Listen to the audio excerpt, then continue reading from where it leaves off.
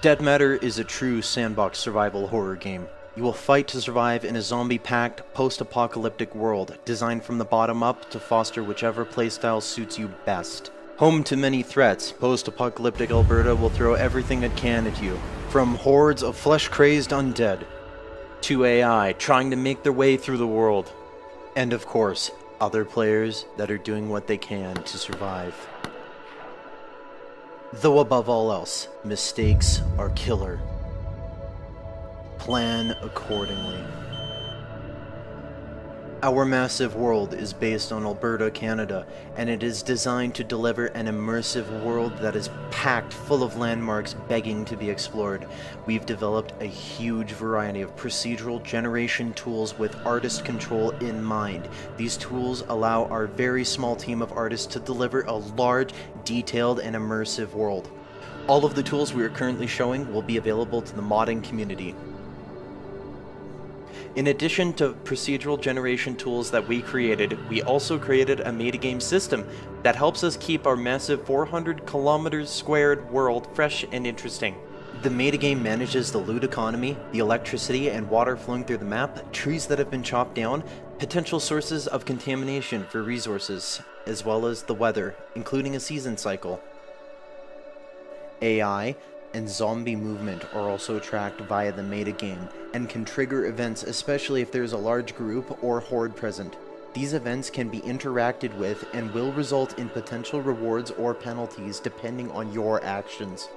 Our largest design goal is replayability. Experienced players, especially those that enjoy the PvE and cooperative elements of our game, will find every session to be different from the last. This is important because we want to play our game too. There is also a variety of buildings that you can choose to reclaim in order to aid your long-term survival. This quiet, unassuming suburban home is our first example of a building that you can reclaim. That, yes, you can move furniture around, you can place lights, lanterns, generators, anything, even barricade your own windows the way that you want. It is your house. Though, no matter where you decide to stay, you'll be responsible for getting the power back up, getting some water barrels, as well as maybe setting up some furniture. Another option to choose from is a loot-filled industrial warehouse. This is for players that like to customize their gear, as well as build things. If you're more of a fan of driving things, then the gas station and auto repair shop is more for you. Like the vehicles you were looking at right now, all weapons in our game are customizable.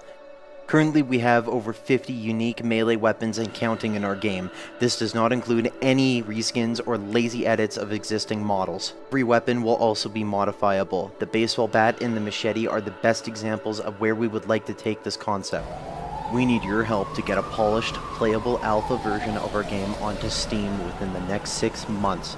We will need to be able to hire essential personnel to work full-time until we hit our planned release date, and with your help, we can make it happen. Please check out our backer rewards, as we have plenty of options available, such as a park bench, a road, or even an entire town being named after you for your contribution.